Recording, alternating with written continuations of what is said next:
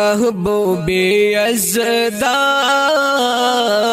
محبوبی ازدا عن أبي أمامة رضي الله تعالى عنه قال قال رسول الله صلى الله عليه وسلم عليكم بقيام الليل فإنه دأب الصالحين قبلكم.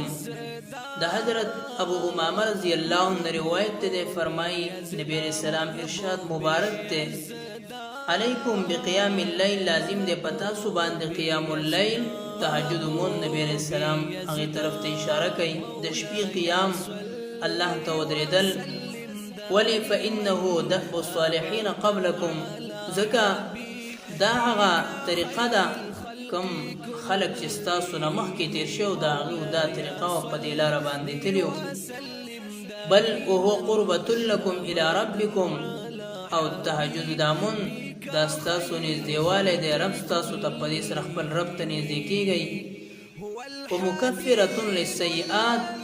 بل نبی علیہ السلام فرمایي تهجد مونځ کې دا فایده ده چې په دې سره الله تعالی ستاسو ګناهونه معاف کوي ستاسو ګناهونه په دې سره میټاویږي او ختمیږي. او بل فائدې نبی علیہ السلام ذکر کوي ومنهات عن الاثم او تهجد په دې مون سره به تاسو د ګناهونو نه منع کیږئ. نو ما قبل امتونو کې انبیاء کرام چې کوم په هغه باندې تهجد مون لازمو او په امتونو باندې بلازم نو د شانتي د امت مسلمه او امت محمدیه هم دا طریقه ده. نبی علیہ السلام باندې تهجد لازم او فرض پی لیکن په امت باندې دا لازم او فرض نه دي لیکن ډیر لوی لوی فائدې دي چې کوم سړی ادا کوي. بل روایت کې راځي نبی علیہ السلام فرمایي الله تعالی تدری کسان ډیر خوښ دی او دا ډیر خوش نصیب دي.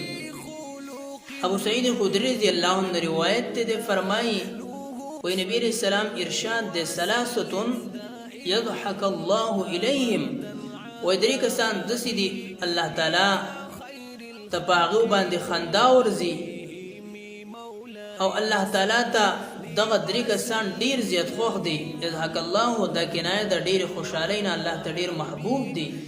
د دې دریو کسانو دا عملونه الله ته ډیر خوښ دي. لکه څنګه چې موږ عام معاشره کې ګورو انسان د مخ یو ښه کار وشي د په خندا شي دا شانتي الله تعالی ته چې کوم کارونه ډیر محبوبي او کوم کارونه ډیر خوښي الله تعالی ذات باغی سره خوشاله شي. نور الله تعالی د خندا یا د انساني صفاتونه بالکل منزه او مبرأ ده. هغه درې کسان نبی علیہ السلام فرمای الرجل اذا قام بالليل يصلي چې کله یو انسان الله تعالی ته د شپې را پانسي او منځ ادا کوي وای الله تعالی ته په دې انسان باندې خندا ورځي الله تعالی ته ډیر خوښ وي ډیر زیات محبوب وي چې کله دا انسان د تهجد مون تر پاسه او تهجد مون ادا کوي. او دویم نمبر نبی علیہ السلام فرمای والقوم اذا صفوا في الصلاه قوم چې کله صفونه جوړوي په مانځ کې صفونه مطلب دا چې د صفونو د جوړولو اهتمام کوي سد الخلل د صفونو منځ کې خالی زین فریدي او استو صفوفکم نبی علیہ السلام فرمایي خپل صفونه برابر جوړ کړي. نو کم قوم او کم محلي والا چې خپل صفونه برابر جوړي اکثرا زمون داوا مو دا ډیره لویه غلطي وي د مولانو هم غلطي چې هغه ورته دی وینا نه کوي صف یعنی خالی بل صف جوړ شي دغه شانتي صف اکثر کوږي. نو نبی علیہ السلام فرمایي چې سودا صفونه کاږي سمرا نو دونه به الله تعالی ستاسو په ژوند کې اختلافات غورځي. نو دغه د موږ په نظر کې ورکوټ عمل دی خو الله تعالی په دونه لوی نتیجه مرتب کوي د خلکو ژوند کې اختلافات دغه شانتي او بل سره عداوت او دښمنی سیوا کیږي. نو چې کله هم دا صفونه برابري او بالکل سیدای الله تعالی دغه صفونو د ډیر خوښ دی الله تعالی ته دغه صفت کړی دی. او دریم نمبر نبی علیہ السلام فرمای والقوم اذا صفوا في قتال العدو دریم هغه قوم او هغه خلق چې هغه د دشمن خلاف د اعلی کلمت الله او د اسلام د سربلندۍ د فارا صفونه جوړ کیا او دشمن ته په صفونه در صفونه ودرېږي.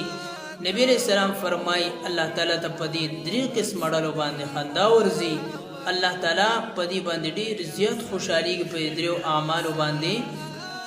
اول نمبر د تهجد کوونکي باندې څوک تهجد مونځ کوي.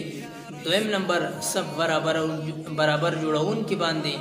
او دریم نمبر هغه قوم چې میدان جهاد کې د اعلی کلمت الله د فار ولاړی دشمن خلاف او صفونه جوړ کړي. بعض ورونه د تهجد د مونږ تپوس کوي چې تهجد مونږ به څه ټیم کې ادا کولی شي. ماسوتن نه بعد دا ټول د نوافلو ټیم دی، لیکن نبی رسول الله اکثرا معمول چې دا او دا احادیث مبارکو کې هم دا راغلي دي چې نبی رسول الله با د شپې په اخرنۍ حصہ کې د شپې موږ درې حصې کو، اولنۍ حصہ، دویمۍ حصہ.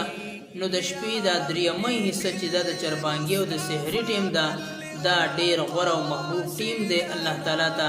نو کدا ټیم کې تهجد ادا کړی شي دا ډیر غوره او بهتري. عام شپه کې هم نوافل کېدی شي، لیکن نبی رسول الله هم اکثرا معمول دا چې د شپې په اخر حصہ کې تهجد ادا کړی دي. نو امت مسلمه له هم پکار ده او دغه شانتې زمونږ چې څونه مسلمانان خویندې وروڼه دي د رمضان المبارک بهترین ورځې شپې دي، په دې کې زمونږ نه قیام اللیل او د تهجد مونځ پاتې نه شي. الہ الامین دې زمونږ تمام مسلمانانو ته دې د ادا کولو توفیق ورکړي. فإن من